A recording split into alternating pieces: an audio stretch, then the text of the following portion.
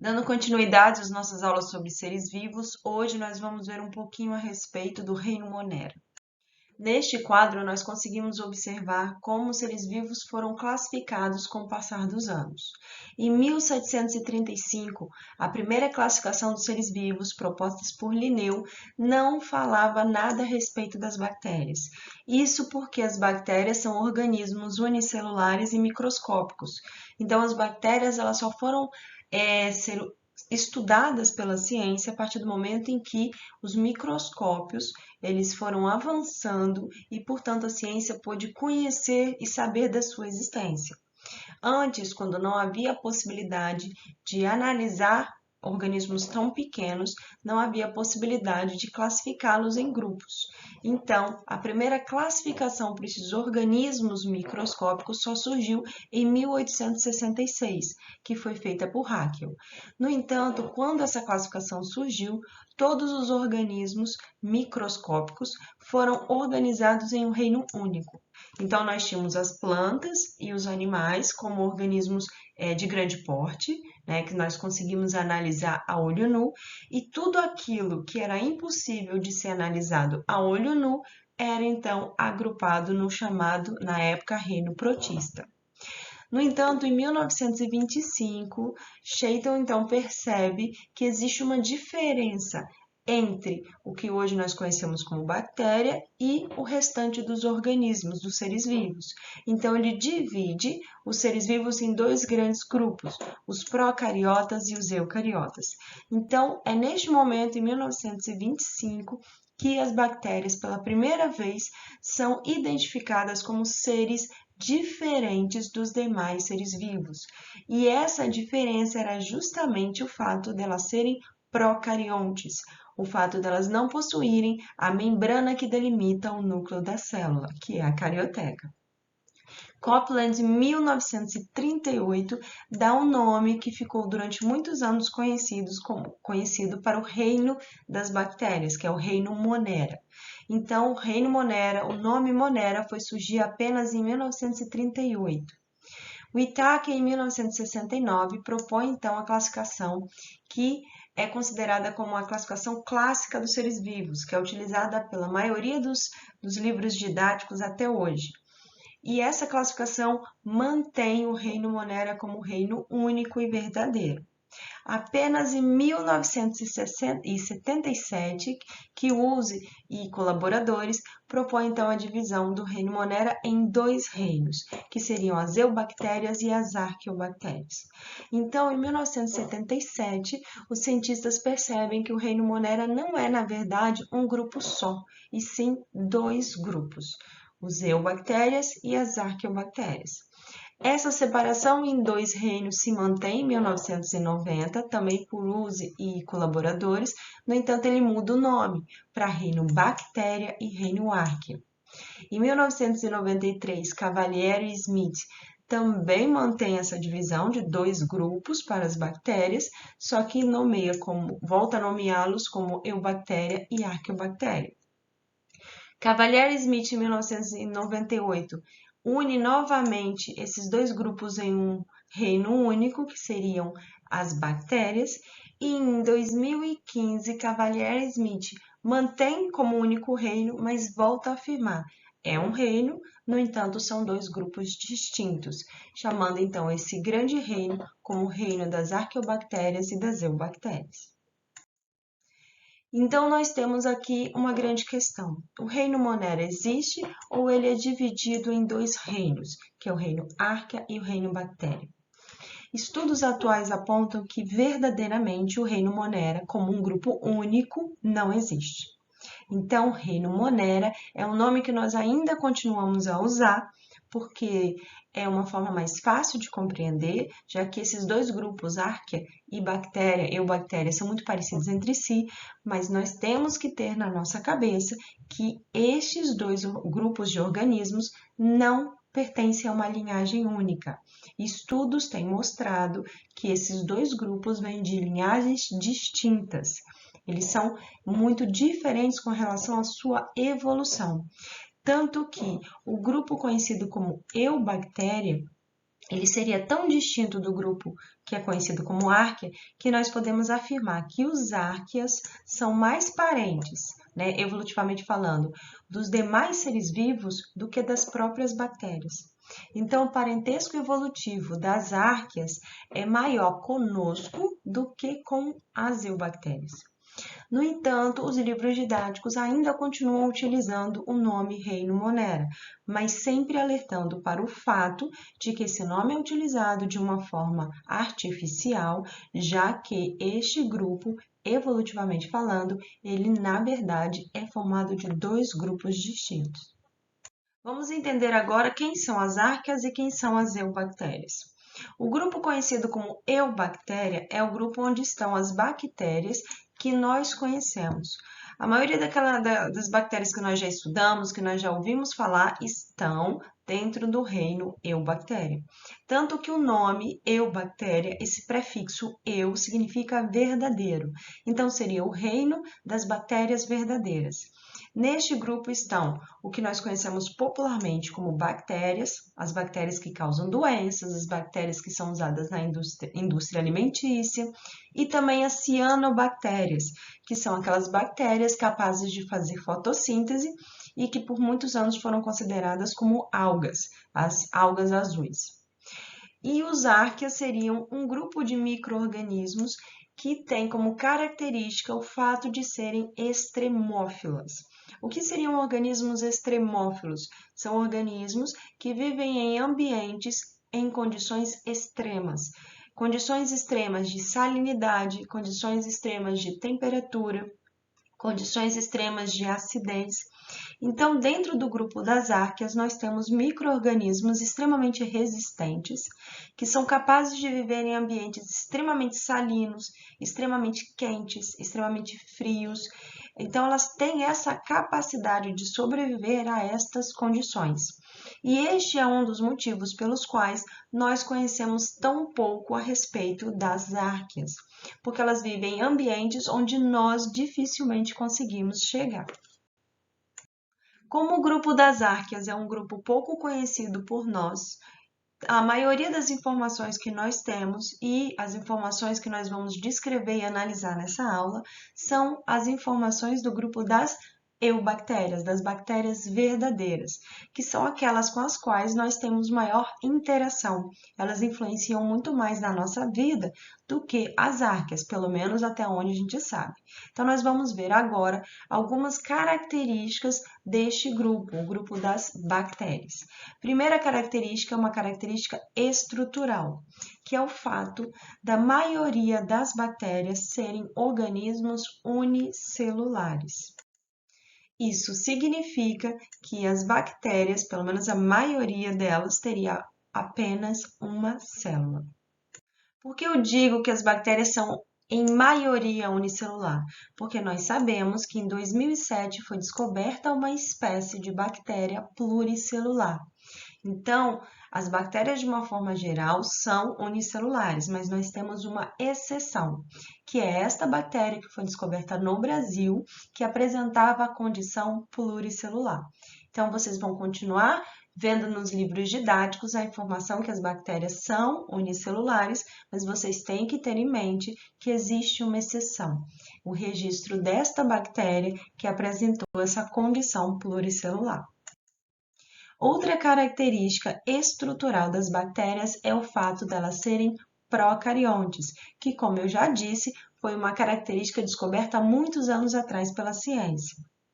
Quando nós dizemos que as bactérias são procariontes, isso significa que elas não possuem carioteca.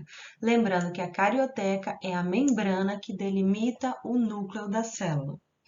Nas células que são eucariontes, elas vão ter uma membrana delimitando o núcleo, formando o núcleo da célula e, desta forma, isolando o material genético do restante do citoplasma.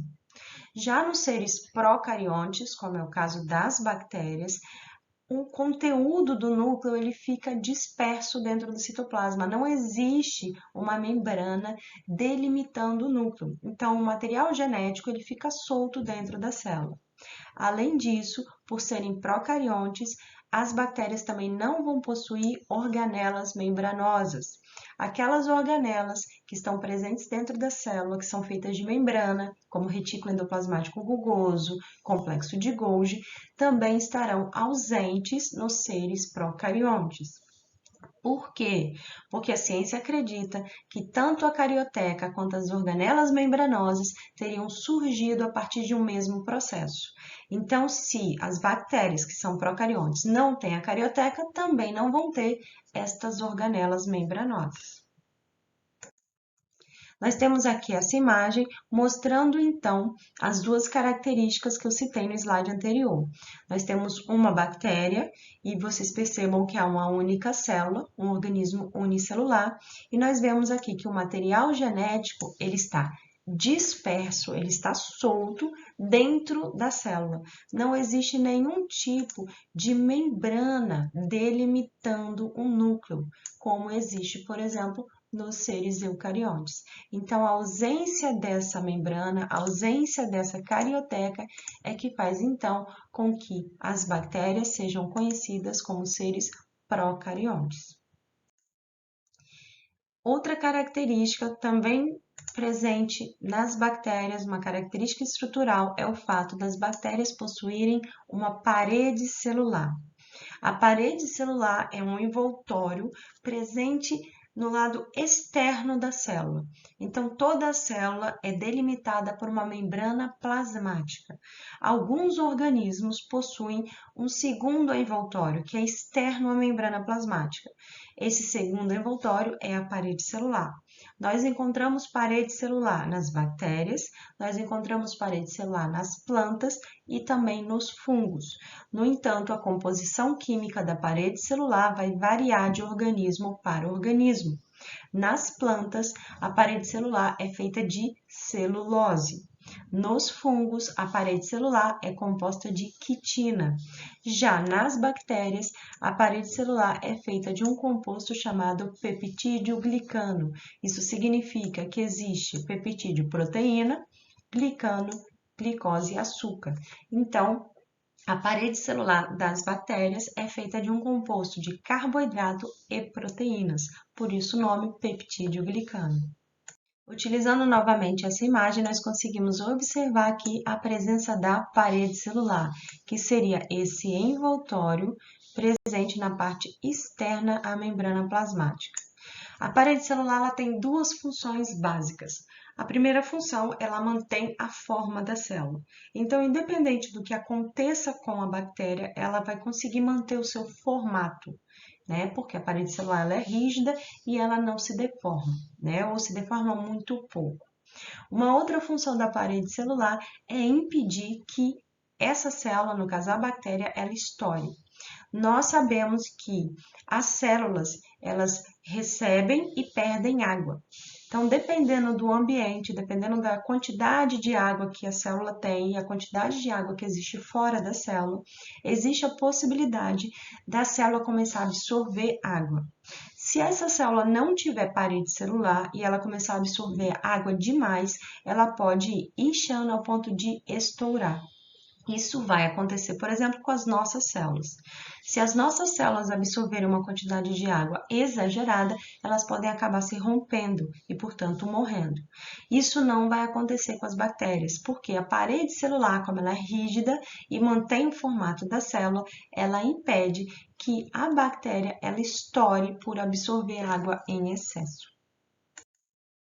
Uma outra característica que nós temos aqui, característica ainda estrutural, é o fato das bactérias terem vários formatos. Como eu disse, o formato da bactéria vai depender da sua parede celular, mas dependendo do tipo de bactéria, ela pode ter formatos diferentes. Elas podem ser circulares, em forma de bastão, a gente vai ver alguns tipos diferentes de formatos de bactéria. Além disso, as bactérias elas podem ser solitárias, viverem de forma isolada ou viverem de forma colonial. Mas entendam que quando eu digo que uma bactéria é colonial, eu ainda estou assumindo que ela é unicelular. No entanto, apesar de unicelular, ela pode viver grudada com outra bactéria. Ela não se tornou pluricelular por isso. Ela continua sendo um organismo independente, mas que vive grudada com uma outra bactéria. Por isso, nós dizemos que elas podem ser coloniais. Nós temos aqui algumas imagens mostrando o formato que as bactérias podem ter. As bactérias elas podem ser em formato circular, que nós chamamos de cocos, que nós temos aqui neste e neste caso. E nesses dois casos nós observamos que essas bactérias em formato de cocos, né, circulares, elas são coloniais. Existem bactérias que são cocos isolados, uma bolinha única, existem. Existem alguns tipos de bactéria que são em formato de cocos, são circulares e vivem isoladas. Mas esses dois casos que nós estamos vendo aqui são bactérias em formato de cocos coloniais, ou seja, ela vive grudada com outras bactérias. Elas podem formar colônias que se parecem com esses cachinhos de uva que vocês estão vendo aqui na primeira imagem e, portanto, nós chamamos elas de estafilococos. Estafilococos são bactérias coloniais em formato de cocos que se aglomeram formando pequenos cachos. Mas existem algumas bactérias que também têm formato de cocos, também vivem de forma colonial, mas formam como se fossem uma organização em forma linear, uma coisa mais reta, como se fosse um colar de pérolas. Nesse caso, nós chamamos elas de estreptococos. Então, estafilococcus e streptococcus são tipos de bactéria coloniais. Estafilococcus formam esses cachinhos, né, parecendo cachinhos de uva, enquanto streptococcus formam um enfileirado de bactérias. Nós temos também bactérias que têm formato de bastão e são chamadas então de bacilos. Então, bacilo é uma bactéria que tem um formato de bastão, né, esse formato alongado. E nós temos também algumas bactérias que são chamadas de vibriões. Elas são chamadas de vibriões porque o formato dela lembra uma vírgula, né, que é como se fosse um bastão mais alongado, mas encurvado. Então, aí nós temos 4 exemplos de formatos distintos das bactérias. E esse formato é extremamente importante na identificação das bactérias. O formato da bactéria é a primeira forma como um cientista identifica uma bactéria. Então, se ele encontrou uma bactéria, ele vai analisar ela no microscópio. O formato é um dos primeiros passos que ele tem, né? Um dos primeiros critérios que ele usa para tentar identificar que tipo de bactéria é essa.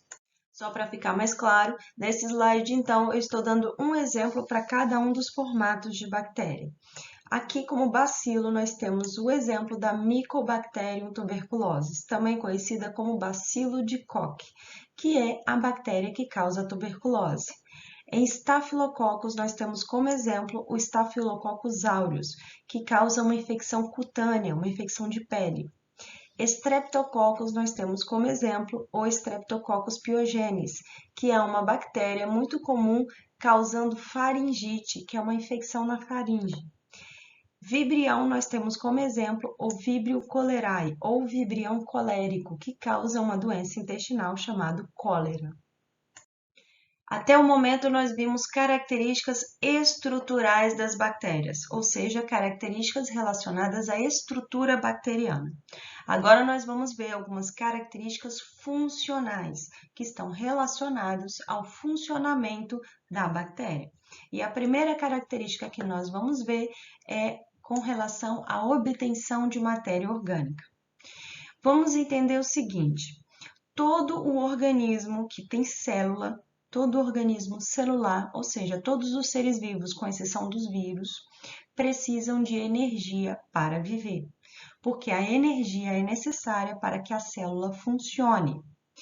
A energia que é utilizada pela célula é um tipo de energia chamada de energia química, que é justamente a energia presente na ligação química entre os átomos da matéria orgânica. Então, nós precisamos da matéria orgânica para obter a energia que está dentro dessa matéria orgânica. Os seres vivos têm duas formas diferentes de obter a matéria orgânica, né, a sua fonte de energia. Eles podem produzir a matéria orgânica ou consumir a matéria orgânica. Os seres que produzem a matéria orgânica são chamados de autótrofos. Os seres que consomem a matéria orgânica são chamados de heterótrofos. Nós, animais, somos heterótrofos. Nós somos incapazes de produzir a própria matéria orgânica. Nós temos que consumir, nós comemos. No caso das plantas, elas são autótrofas, elas não comem, elas não consomem a matéria orgânica, elas produzem a própria matéria orgânica.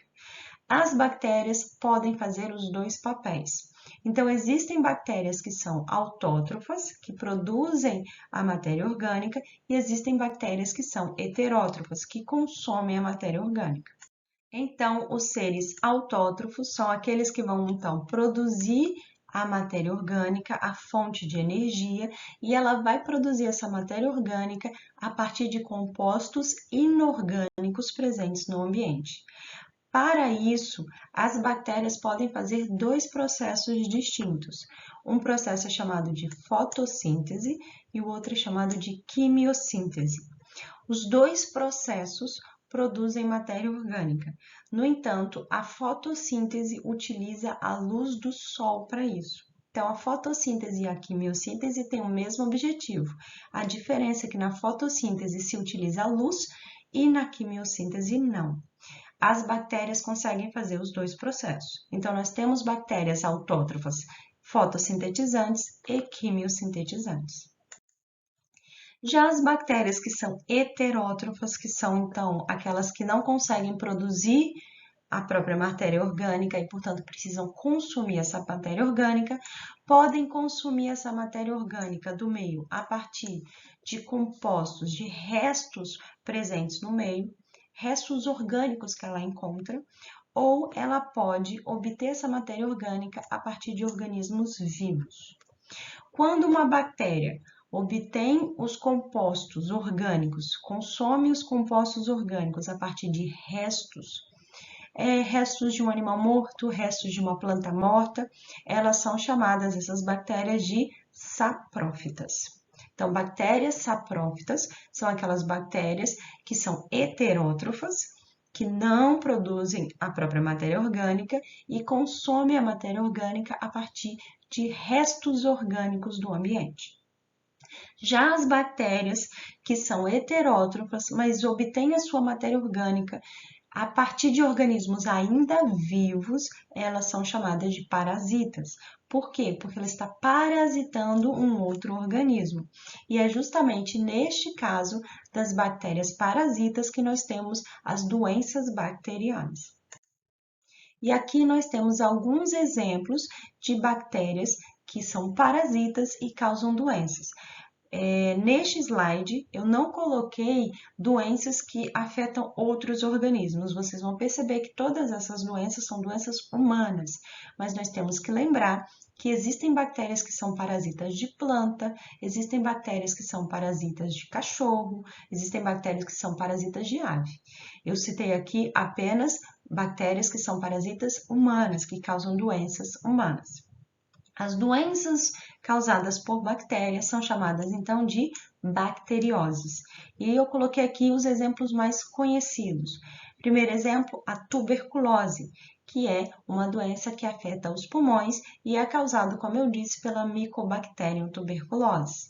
Nós temos também uma doença que ficou muito conhecida na história, que é a peste bubônica ou a peste negra, que matou cerca de 1/3 da população europeia há séculos atrás. Nós temos aqui uma outra bactéria bem conhecida, uma outra doença bacteriana bem conhecida, e ela é uma das doenças bacterianas mais conhecida há mais tempo pela humanidade, tanto que ela é citada na própria Bíblia, que é a hanseníase, que antigamente era chamada de lepra. Nós temos aqui também a sífilis, que também em alguns lugares pode ser chamada de cancro duro, que é uma DST, uma doença sexualmente transmissível. Nós temos aqui a gonorreia, uma outra doença sexualmente transmissível, a cólera, que é uma doença que ataca o sistema digestório e é muito comum em ambientes onde não há saneamento básico. o tétano, que é uma bactéria que vai atacar o nosso sistema nervoso muscular e é transmitida principalmente através de ferimentos na pele. E muitas pessoas acreditam que é só quando você se fere com um objeto enferrujado, mas não necessariamente. Obviamente, se o objeto estiver enferrujado, existe maior chance de ali ter essa bactéria.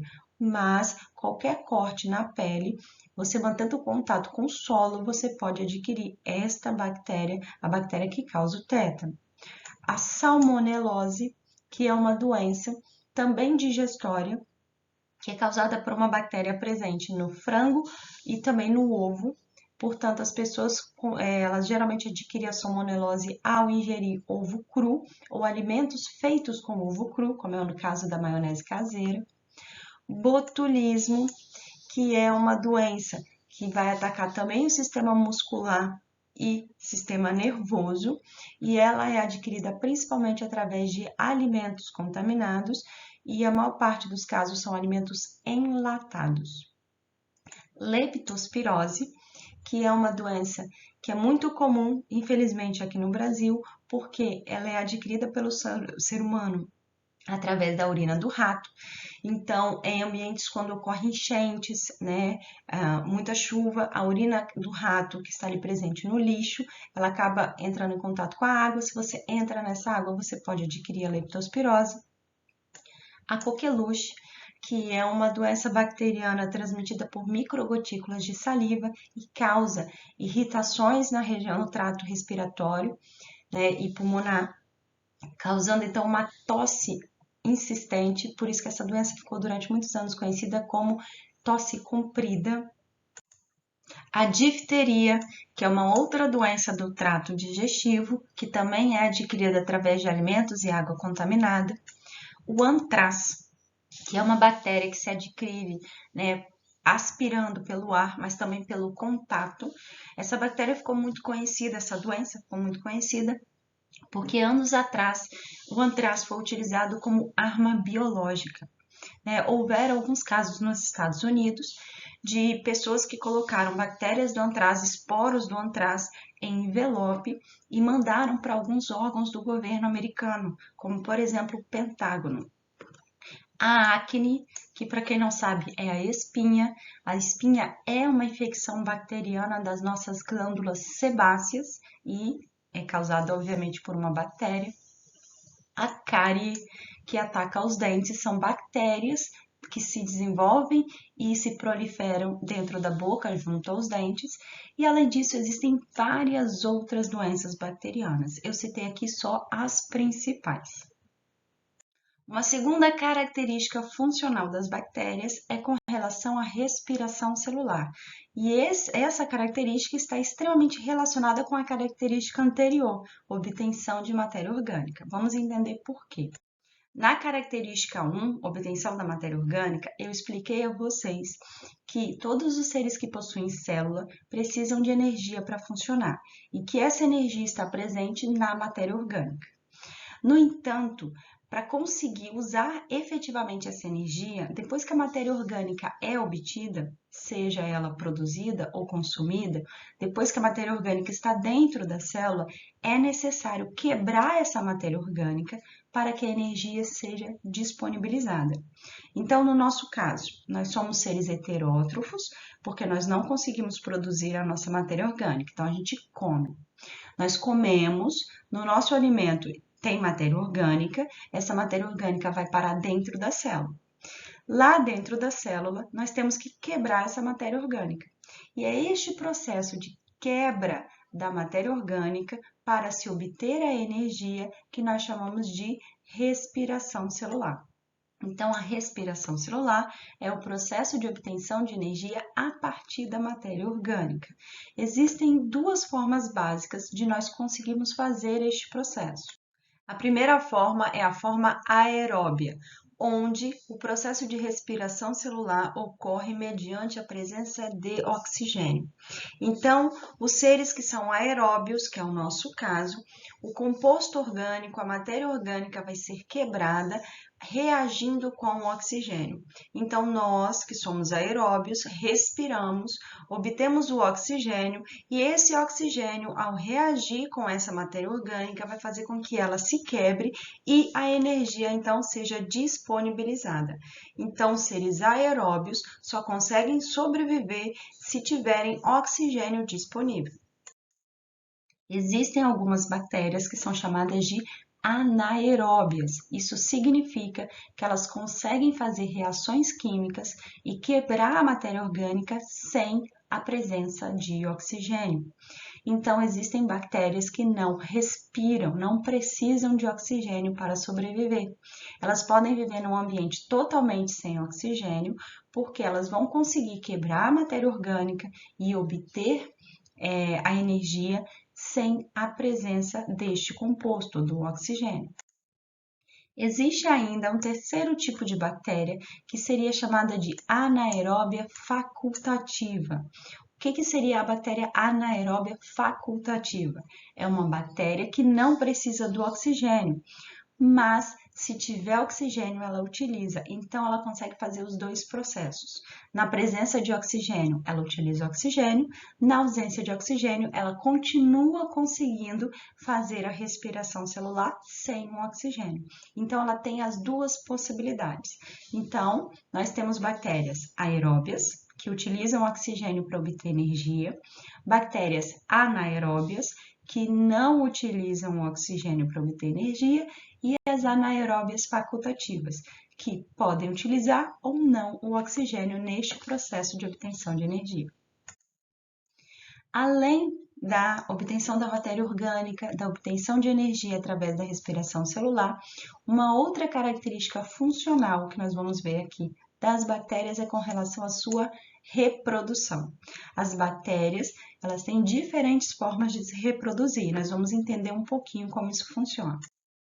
A principal forma de reprodução das bactérias é através de uma reprodução assexuada, chamada de cisparidade, ou como é mais comumente conhecida, bipartição. Esse tipo de reprodução é considerada assexuada porque não existe produção de gametas, não tem gameta masculino nem gameta feminino e, consequentemente, não tem a fecundação. Nessa reprodução, um indivíduo, que nós vamos chamar aqui de célula-mãe, dá origem a outro indivíduo, dá origem aos seus filhos, as células-filhas, sem haver a necessidade de gameta masculino, feminino ou fecundação. No caso especificamente da cisparidade, este processo ocorre através da divisão celular. A célula é uma, se divide em duas. E neste processo está ocorrendo o que nós conhecemos como mitose, porque essas células que são formadas, as células filhas, são geneticamente idênticas à célula-mãe. Então, é um tipo de divisão celular em que uma célula se divide em duas e essas duas células que são formadas são idênticas à célula original. Este tipo de reprodução, então, vai ser chamado de cisparidade e é o tipo mais comum de reprodução entre as bactérias. Um outro tipo de reprodução que ocorre nas bactérias é conhecido como conjugação. Na verdade, a conjugação não seria efetivamente a reprodução, mas sim um processo que pode ocorrer antes da reprodução em si. Então, o que acontece? Algumas bactérias fazem a cisparidade, que eu expliquei no slide anterior, mas antes da cisparidade fazem o processo de conjugação. Na conjugação, ocorre a transferência de material genético de uma bactéria para outra. Então, vai acontecer aqui, nós temos duas bactérias, uma bactéria se conecta a outra através de um canal chamado de pilus sexual e através desse canal haverá transferência de material genético. Dessa forma, a bactéria que recebeu o material genético da outra bactéria, ela se torna diferente do que ela era originalmente. Então, não é efetivamente uma reprodução, mas um processo que pode ocorrer antes da reprodução, porque isso aumenta a variabilidade genética. aumenta a diferença entre as bactérias, a diferença genética entre as bactérias. Então, antes da cisciparidade, antes daquela divisão celular, algumas bactérias fazem conjugação, em que uma bactéria transfere material genético para outra, fazendo com que essa bactéria que recebeu o material genético fique diferente geneticamente ao que ela era originalmente.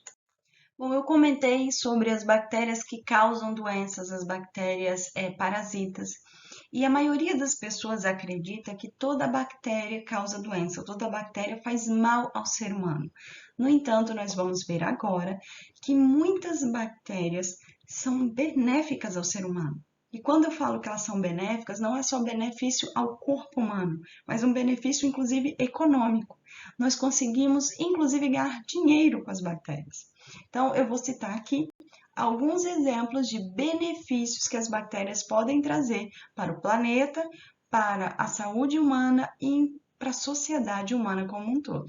O primeiro exemplo que nós vamos utilizar aqui são as bactérias utilizadas na indústria alimentícia. Existe um grupo de bactérias que faz um processo chamado fermentação lática. Neste processo, essas bactérias conseguem transformar o açúcar do leite, que é a lactose, em ácido lático. E esse ácido lático, em contato com o leite, faz o leite talhar. Então, essas bactérias no leite vão começar a transformar o açúcar em ácido, ou ácido lático, e isso vai fazer o leite talhar. O ser humano descobriu que este processo seria extremamente útil na produção de queijos, iogurtes e leite fermentado. Então, o queijo que você consome, o iogurte que você consome e o leite fermentado, que nós temos aqui o exemplo Yakult, são fabricados por ação bacteriana.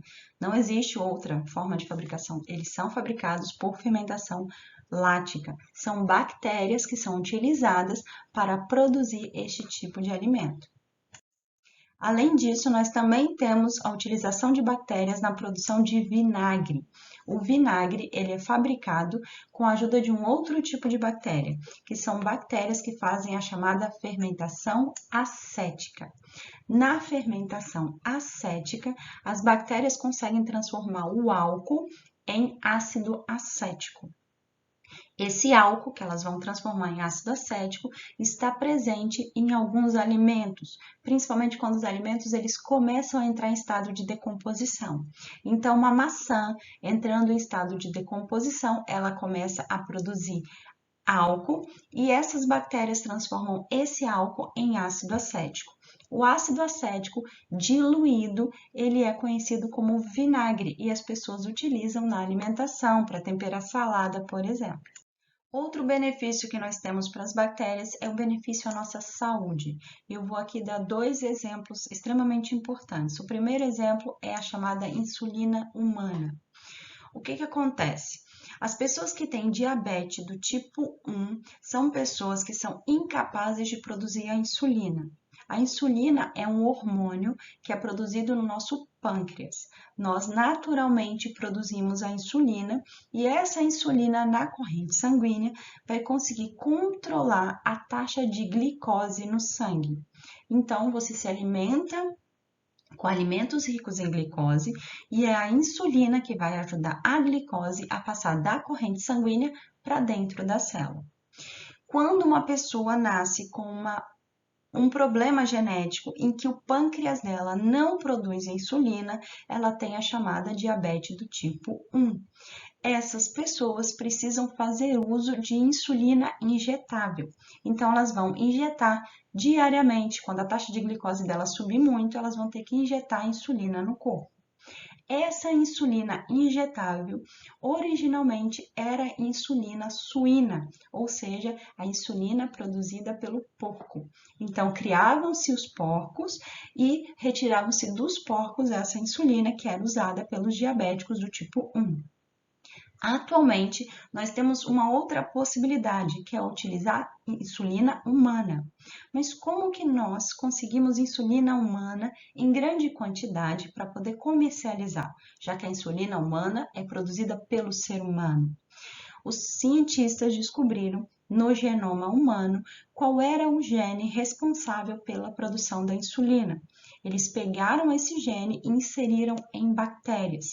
Essas bactérias, que portanto são bactérias transgênicas, porque receberam um gene de uma outra espécie, elas são cultivadas em laboratório e como elas têm o gene humano para a produção de insulina, elas são capazes de produzir insulina humana em grande quantidade. Portanto, boa parte da insulina humana que hoje é utilizada pelos diabéticos do tipo 1, ela é produzida por bactérias. Uma outra importância das bactérias para a saúde humana é o que nós conhecemos como flora intestinal. Dentro do nosso intestino existe uma grande quantidade de bactérias, e essas bactérias não são bactérias que causam doenças, são bactérias que são benéficas ao nosso corpo. Elas são chamadas então de bactérias probióticas, porque elas são pró-vida, elas ajudam o funcionamento do seu corpo. Essas bactérias, elas, além de ajudarem no trato digestivo, na digestão propriamente dita, elas ajudam o nosso corpo a digerir os alimentos, elas também conseguem controlar a população de outras bactérias, que, por sua vez, podem fazer mal. Então, quando a taxa de bactérias probióticas do nosso corpo cai demais, outras bactérias que podem causar doenças, elas se proliferam. Então, é importante manter a nossa flora intestinal saudável, numa quantidade adequada, através de uma alimentação regrada. Agora nós vamos ver dois benefícios das bactérias que são benefícios não para os humanos, e sim para a vida no planeta, mostrando que as bactérias são extremamente importantes para que exista vida no nosso planeta. São as funções de decomposição da matéria orgânica e fixação de nitrogênio atmosférico. Na decomposição da matéria orgânica morta, o que acontece? Todo organismo, quando morre, ele sofre decomposição. Tudo que faz parte do corpo deste organismo vai ser decomposto, vai ser quebrado em partes menores. E essas partes menores são, na verdade, compostos inorgânicos. Esses compostos inorgânicos que surgem a partir da decomposição de um corpo morto, esses compostos vão ser disponibilizados no ambiente e serão depois utilizados pelos produtores, que são plantas e algas. Então, as plantas precisam de compostos inorgânicos, nitrogênio, fósforo, magnésio, potássio, vários compostos inorgânicos. Esses compostos inorgânicos, as plantas elas conseguem a partir do solo. Então, elas sugam do solo esses compostos. Quem forneceu esses compostos inorgânicos para o solo? Quem colocou esses compostos inorgânicos ali? São os seres que fazem a decomposição. Então, o organismo morre, o corpo dele é decomposto, os nutrientes, os compostos inorgânicos são disponibilizados no solo e as plantas utilizam. Os principais organismos decompositores que fazem esse processo de decomposição são as bactérias. Existem fungos decompositores também, mas os principais decompositores da matéria orgânica são bactérias. E isso é muito importante porque se os decompositores, se esses seres que fazem a decomposição desaparecessem do planeta, a vida acabaria. Por quê? Se eles não fizerem a decomposição, não haverá nutrientes no solo. Portanto, as plantas morrem. Sem as plantas, os animais que se alimentam dessas plantas morrem. Sem esses animais herbívoros que se alimentam das plantas, os demais animais que comem esses animais também vão morrer. Então, existe uma previsão de que se os decompositores desaparecessem do planeta, em menos de um ano, a vida no planeta já teria desaparecido. Então, as bactérias decompositoras são extremamente importantes para a manutenção da vida no nosso planeta. Além disso, existem bactérias que são chamadas de bactérias fixadoras de nitrogênio. E elas também são tão importantes quanto as bactérias decompositoras. Por quê? Nós, seres vivos, precisamos de nitrogênio para sobreviver. No nosso organismo, nós utilizamos o nitrogênio principalmente para fabricar proteína e ácido nucleico, que nada mais é do que material genético. Então, todas as nossas proteínas têm nitrogênio na sua composição. O nosso DNA e o nosso RNA têm nitrogênio na sua composição. No entanto, nós, animais e também as plantas, nós somos incapazes de absorver o nitrogênio que está presente na atmosfera, que é o gás nitrogênio, ou N2. E para vocês terem uma ideia, a atmosfera, 78% do ar presente na atmosfera é composta de gás nitrogênio. Então, existe uma grande quantidade de nitrogênio na atmosfera, mas a gente não consegue pegar. Como que nós, animais, conseguimos o nitrogênio que a gente tanto precisa? Existem bactérias presentes no solo e também associada a algumas plantas que fazem essa fixação de nitrogênio. Essas bactérias, elas absorvem o nitrogênio atmosférico, utilizam esse nitrogênio para produzir outros compostos nitrogenados que as plantas conseguem absorver. Então, a bactéria pega o nitrogênio atmosférico, produz um composto nitrogenado, a planta absorve esse composto nitrogenado. Nós, animais, comemos as plantas e conseguimos o nitrogênio. Sem essas bactérias fixadoras de nitrogênio, as plantas não existiriam, elas morreriam e, consequentemente, nós, animais, também. Um último benefício que eu vou citar aqui para as bactérias é mais uma curiosidade, que é com relação ao Botox. Vocês já devem ter ouvido falar sobre o Botox, uma substância que, quando aplicada na musculatura do rosto, vai impedir a formação das linhas de expressão, que são essas marcas que aparecem no nosso rosto quando nós contraímos a musculatura. Então, quando você está, por exemplo, no sol, com uma grande claridade, você vai contrair a musculatura do rosto, formando linhas entre os olhos aqui na testa ou no canto dos olhos. Nós também temos linhas de expressão formada pelo sorriso. Quando você ri, você vê que tem essa marca. Todas essas linhas de expressão são formadas porque nós contraímos a musculatura do rosto. No entanto, o Botox, quando aplicado na musculatura do rosto, vai impedir que essas linhas sejam formadas. E algumas pessoas utilizam isso, então, porque acreditam que é mais bonito você não ter essas linhas mostrando os pontos, onde você contrai no seu rosto. A questão é que muita gente não sabe que o Botox ele é fabricado a partir de uma toxina chamada toxina botulínica, que é a toxina produzida por uma bactéria que causa a doença botulismo. Eu citei o botulismo nos slides anteriores. O botulismo é uma doença humana que nós adquirimos através da alimentação, principalmente alimentos enlatados. O botulismo ele é caracterizado pelo fato de que quando você tem a doença, as bactérias do botulismo vão produzir a toxina botulínica, o que vai impedir a contração muscular no seu corpo. Então, um dos primeiros sintomas do botulismo é o fato de você não conseguir mais contrair a musculatura, você perde o controle dos seus movimentos. Sua musculatura ela fica flácida, então você não consegue contrair os músculos. Com o tempo, se essa pessoa ela não for tratada, ela pode morrer de parada cardiorrespiratória, uma vez que o coração é um músculo e precisa contrair, são os batimentos cardíacos. E quem controla os pulmões é um outro músculo, que é o diafragma. No entanto, os cientistas descobriram que uma pequena quantidade dessa toxina botulínica, quando aplicada no rosto, teria o benefício de evitar a formação das linhas de expressão. E daí surgiu, então, o Botox. Antes de finalizar a aula, eu quero fazer uma observação com vocês a respeito dos antibióticos e as bactérias resistentes aos antibióticos. Eu expliquei a vocês que existem algumas doenças que são causadas por bactéria. Então, existem bactérias parasitas que podem causar doenças humanas. Atualmente, nós utilizamos antibióticos para combater essas bactérias. O antibiótico, que é uma medicação, ela vai atuar matando as bactérias, impedindo a reprodução e matando as bactérias. No entanto, o uso do antibiótico ele tem que ser um uso consciente. Se o médico receitou a você um antibiótico X E esse antibiótico tem que ser utilizado tantas vezes ao dia.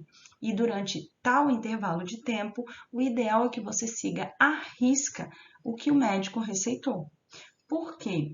O uso inadequado dos antibióticos pode fazer com que bactérias se tornem resistentes ao antibiótico. Na verdade, não é que o antibiótico vai fazer a bactéria se tornar resistente. As bactérias, já existem bactérias resistentes, elas surgem a partir de mutações genéticas. No entanto, o uso inadequado do antibiótico pode fazer com que você selecione essas bactérias resistentes e elas acabem se proliferando no seu organismo. Como é que isso funciona? Nós temos aqui nessa imagem uma população de bactérias representadas por esses bastões cinzas. E aqui no meio nós temos uma bactéria, que está em verde, que ela é resistente ao antibiótico. Provavelmente ela surgiu a partir de uma mutação genética. Essa bactéria, ela é ligeiramente diferente das outras, apesar de causar a mesma doença, mas por uma mutação ela é mais forte. Ela sobrevive mais tempo à exposição ao antibiótico. Ela até morreria por ação desse antibiótico, mas precisaria de mais tempo sendo então exposta a esse antibiótico para que ela morresse. Quando você utiliza o antibiótico, as primeiras bactérias que vão morrer são as bactérias mais fracas. E aí o que acontece? Quando essas bactérias mais fracas começam a morrer, geralmente os sintomas da doença que você tem vai diminuir. Então, digamos que isso seja uma infecção de garganta e o médico pediu para você tomar o antibiótico durante 2 semanas. Após 1 semana que você está tomando o antibiótico, você vai perceber que os sintomas, a dor de garganta, a febre, vai desaparecer. Por quê? Porque boa parte das bactérias já morreram. Só que essas bactérias que já morreram foram as bactérias mais fracas. Isso significa que ainda podem existir bactérias dentro do seu organismo que são as mais resistentes, porque elas demoram mais tempo para morrer. Se você tomasse o antibiótico durante as 2 semanas, elas acabariam morrendo. Mas se os sintomas sumirem e você achar que já está curado e parar o uso do antibiótico, o que vai acontecer? Essa bactéria resistente vai sobreviver e depois ela vai começar a se multiplicar, de forma que agora você vai ter novamente uma infecção de garganta causada por bactérias extremamente resistentes ao uso do antibiótico. E é assim que tem surgido cada vez mais doenças extremamente resistentes e antibióticos que antigamente funcionavam não funcionam mais. Então é por isso que essa observação na verdade é um alerta. Primeira coisa, não se usa antibiótico sem prescrição médica, porque existem vários tipos diferentes de antibiótico, cada um vai ser para um tipo de doença diferente, porque as bactérias são diferentes. Então, para você usar um antibiótico, você tem que usar um antibiótico que foi receitado por um médico, que te examinou, que verificou qual bactéria você tem. Não use um antibiótico que foi receitado pelo farmacêutico, pela sua vizinha, pela sua mãe, um resto de antibiótico que ficou na sua casa. Os antibióticos devem ser utilizados sob prescrição médica. Porque se você usar um antibiótico errado, você pode estar fazendo este processo, selecionando bactérias resistentes, o que vai piorar a doença. Outra coisa, quando o médico receitou antibiótico, siga à risca o tratamento. Se é para tomar todo dia, durante 1 mês, tome durante 1 mês. Não pare o uso dos antibióticos porque os sintomas desapareceram, porque isso quer dizer que o número de bactérias diminuiu, mas não quer dizer que todas morreram. Bom, essa foi a nossa aula sobre as bactérias, o antigo reino Monera. Qualquer dúvida, eu estou à inteira disposição.